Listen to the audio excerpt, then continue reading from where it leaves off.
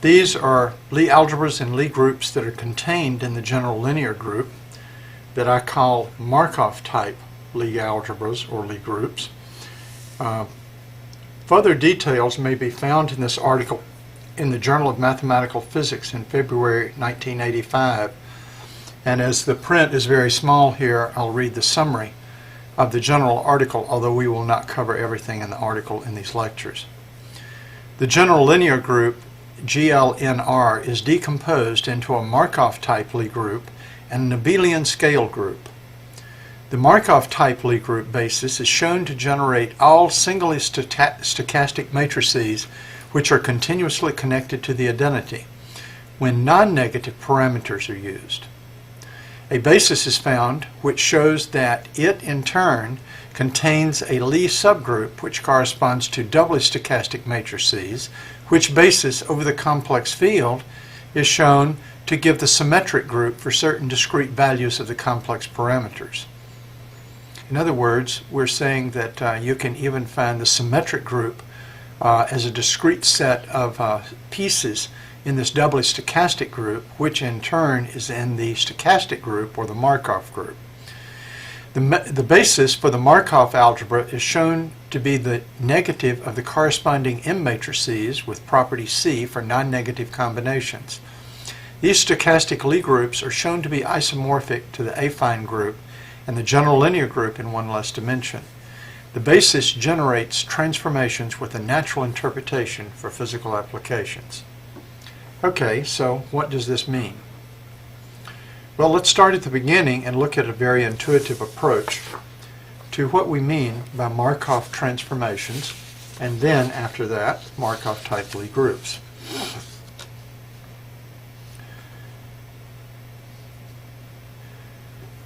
The vast majority of transformations of interest in physics are really defined as those that leave a bilinear form, x squared plus y squared plus z squared plus other squares invariant, or a x star x plus y star y plus z star z plus and so forth, where the star is the complex conjugate, and those are left invariant. These are the orthogonal and unitary groups, and the algebras that generate them are of course the orthogonal Lie algebra and the unitary groups that we have been discussing. A notable exception to this is the Heisenberg Lie algebra, XI-PI, which of course defines the basic observables and forms the foundation of quantum mechanics. Now at this point, this is most of the material that we have been covering, and some that we have not yet covered. Namely, we want to discuss the unitary groups in some detail because they relate in SU2 and SU3 to, in fact, internal symmetry. We have really looked at the space-time groups having to do with rotations, Lorentz transformations, the Poincare group, and this group here, the Heisenberg Lie algebra or Lie group, consisting of the position and momentum. But the direction we're turning now is we want to think classically. We want to think of probabilities of being in different states. And we, of course, have those probabilities where they sum to 1. Let's imagine we have a set of probabilities, xi, and therefore the sum from I equal 1 to n, if they're in different states, the sum of all those probabilities must be 1. Now, equivalently, we could look at a set of occupation numbers. That might be the probability for a particle to be in one of several slots or potential wells. And of course, you might have many, many particles, let's say n particles altogether. So the number of particles in category I or slot I or whatever all add up to the total amount n. Then we want to look at transformations that move these probabilities or move these occupation numbers around to different values. However, we want the sum to be invariant because the new probabilities have to sum to 1, or the new occupation numbers would have to sum to n. Now obviously these are equivalent because we could just go back and divide this equation by n and get the probability that any one of these particles is in that state, and then of course the sum on the right becomes equal to 1, of course.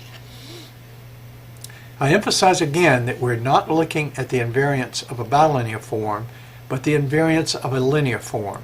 We can see that explicitly by writing the sum of these components is really a vector dotted with what is called the unit vector, the vector 1, 1, 1, 1, 1, that has each of its components equal to 1. If we want to form an invariant in the sense of a bilinear invariant, it would be between the components of a vector and a constant. Likewise, this must be the same after the transformation, so that x prime projected onto that vector 1, 1, 1, 1 must be the same. Consequently, it follows that if x prime is the transformed value of x, that x prime projected onto 1 must be the same as x projected onto 1. Now, it's easy to imagine this vector 1, 1, 1, and so forth as a vector that comes out of the origin and has one component, a component of the value 1 in each of the directions. So it points in the direction of the total center in n dimensions of what you call the perpendicular to the positive quadrant hyperplane that intersects the points 1 on each of the axes in the space.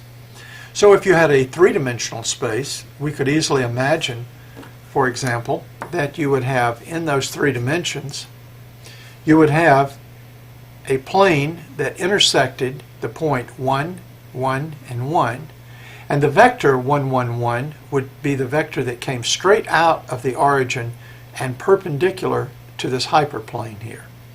In n dimensions, that plane is one that intersects the component 1 in every one of the n different directions. So what is our conclusion here? Our conclusion is that we want to be able to look at transformations which change the number of the component of a vector but preserve the sum of the components of the vector. Very different concept from what we've been looking for in the rest of physics. However, it's a critical physical requirement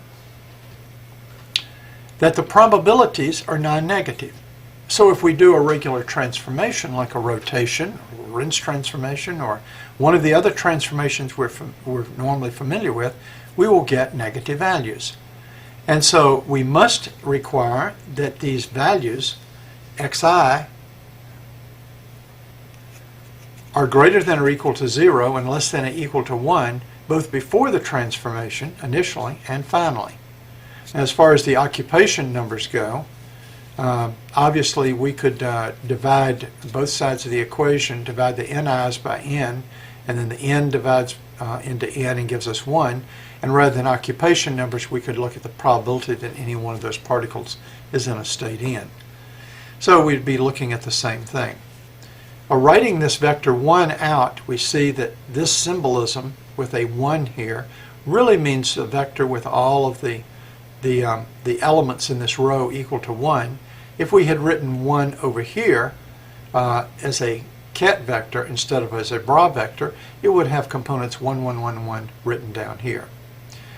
Then we take the dot product of these two as the normal dot product, and we have the concept of the invariant form sum of xi is equal to 1. And this, in fact, will form a Lie group. When we impose the physical requirement of the non-negativity, however, we will find out that we lose the inverse transformations, and the transformations no longer form a group, as we will see below. Let's look at these transformations. The transformations M that satisfy x prime is equal to m times x, such that the sum of xi prime is equal to the sum of xi, and which give us the fact that if I start out with non-negative values, that implies that I'll end up with non-negative values.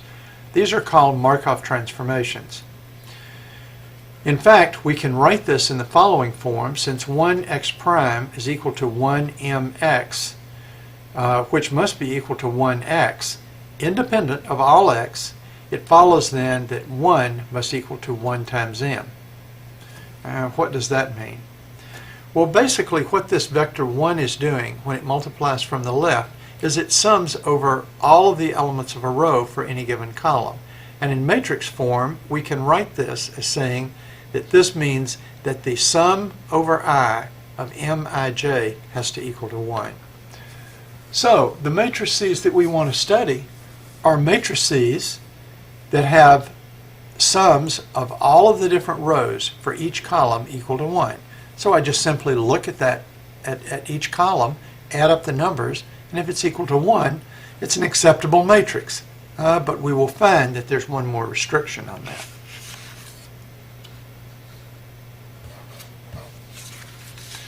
In fact, one can show that all of the m's also have to be positive for all of the i's and j's. Thus, the elements of the Markov transformation are non-negative. Well, that's relatively easy to see if you choose particular values for the vector that m is going to be multiplying.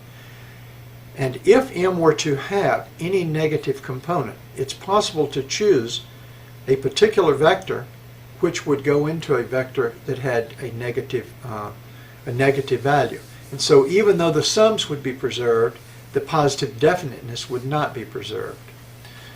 So it's enough then for this to be a Markov transformation that all of the mij's are non-negative for all I and j, each element is non-negative, and that the sum over every row is equal to 1. Now, Markov transformations as matrix transformations do not have an inverse, and they've been studied since their introduction by Markov in 1908, essentially 100 years. They have been shown to be useful in the study of population and economic shifts, leaving the total number of people or the amount of money invariant. Likewise, in physics and mathematics, as shifts in the occupation of states or in shifts in probabilities. Let me go just a little bit further with that idea and suggest the following. If you were going to look at the problem where the people in New York, a certain fraction of those move to California each year, and a certain fraction of the people in California move to Kansas, and a certain fraction of the people in Kansas move back to New York again. And if there are no births or deaths, the shifts among those different populations can be represented, since the sum of the number of people in those three states is a constant, can be written as a Markov process. Therefore, Markov transformations and Markov processes are very useful when we look at linear transformations. They have to be linear because we're looking at linear transformations here, that perform shifts that preserves the total number. Now, we'll find later a way in which we can also look at exponential increase and decrease of the occupation numbers at any point, which would allow a birth rate that proceeds exponentially or a death rate that proceeds exponentially. And then we will find our connection within that to the general linear group. But in general, these m's do not form a group, and they generally, therefore, do not form a continuous Lie group. But what we're going to do is something unusual. We're going to first study the part of the transformations, the restriction only, that the sum is equal to 1. In other words, make this invariant. And we're going to relax the condition that all of the values have to be positive. In doing that, we will get a Lie group, which we call the Markov type Lie group, or the Markov group. And that group does not, of course, have all components as positive, but we will then be able to retrieve that out of this group. That will enable us to utilize the power of Lie groups and continuous transformations, whereas previously one just looked at discrete transformations and did not have the power of group theory. We'll also find out what happens to the inverse and why it disappears. Now, getting down to work, we need to define this Markov Lie algebra. We can do that most easily by realizing, of course, that any kind of transformation with the Lie algebra, that is going to generate with some parameter by exponentiation a transformation like x prime is equal to e to the epsilon L times x. Now we're choosing here a parameter epsilon. It could be finite, but for the time being we want to make this an infinitesimal transformation. Therefore, we can expand this term here to be 1 plus epsilon times L plus higher order times x. Now, we want to make this such that the sum of xi prime is equal to the sum of xi. Remember, for the time being, we're dropping the requirement that they be positive definite. In order to do this, we're going to make a certain assumption.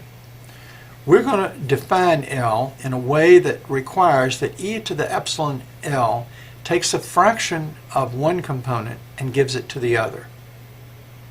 Takes a fraction of one of the components and gives it to another. Let's see what that means in terms of mathematics.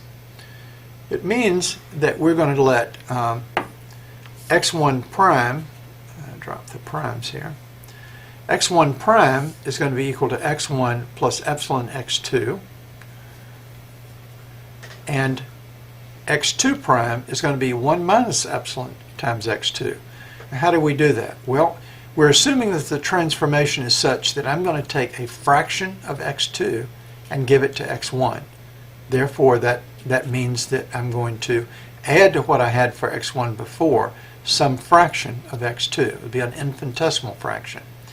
Well, in order to preserve the sum, it follows that I must now take x2 in its new state and subtract away that fraction that I previously had. Now this has the requirement that epsilon is a positive number. I don't want to take a negative fraction because in fact that would not take me in the direction that I wanted to go. I want to take that positive fraction of one and give it to the other.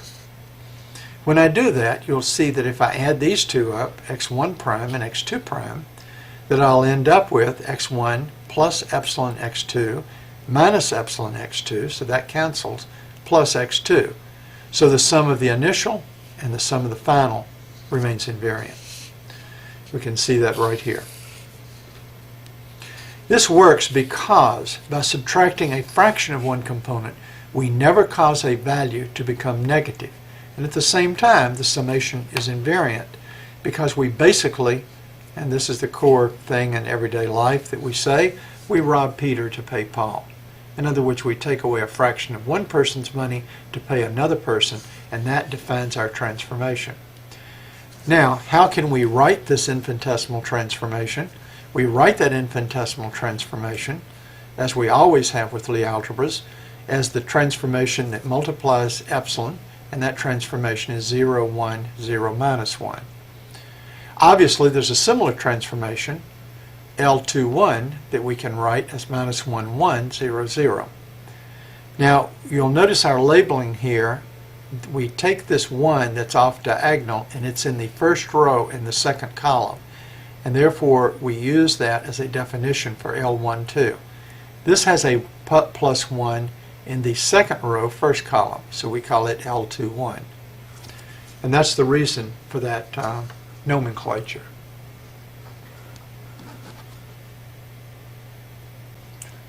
We now continue to look at these Markov-Lie transformations in 2 dimensions. And in 2 dimensions, we have defined 2 generators, L12, which is 0, 1, 0, minus 1, and L21, which is minus 1, that's a minus here, 0, 1, and 0. And they're going to define our Markov-Lie algebra.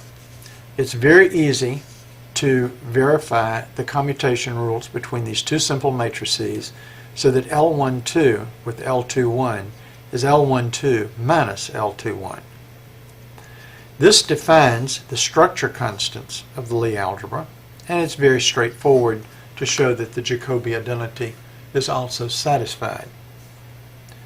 I might mention that this is also the lowest order Lie algebra that exists. Certainly a Lie algebra that only has one element is relatively trivial. It just means that you can multiply one element by some value, which is basically a scaling transformation. To have two elements in the basis, or a two-dimensional Lie algebra, we have this commutation rule. You would naturally ask the question, are there Lie algebras that are two-dimensional that are not like these? And the answer is no. This, in fact, encompasses all two-dimensional Lie algebras, or algebras of order 2, that exist. We now can look at the transformation m, which is e to the epsilon times L12. And of course, when we expand this, you get the diagonal element 1, where we have all 1s on the diagonal, plus epsilon times L12. And of course, that gives us the transformation. This should be a 0 here. That gives us the transformation epsilon times 1, which is here, and epsilon times minus 1, which is here.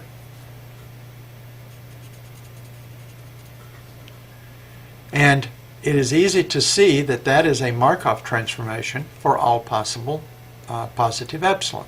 Why is that?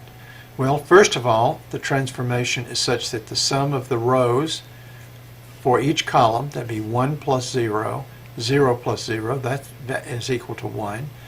And 0 plus 1 is equal to 1, and epsilon minus epsilon is equal to 1. That's equal to 0. So this whole sum is equal to 1 also. And furthermore, this will be a positive set of numbers for every positive value of epsilon.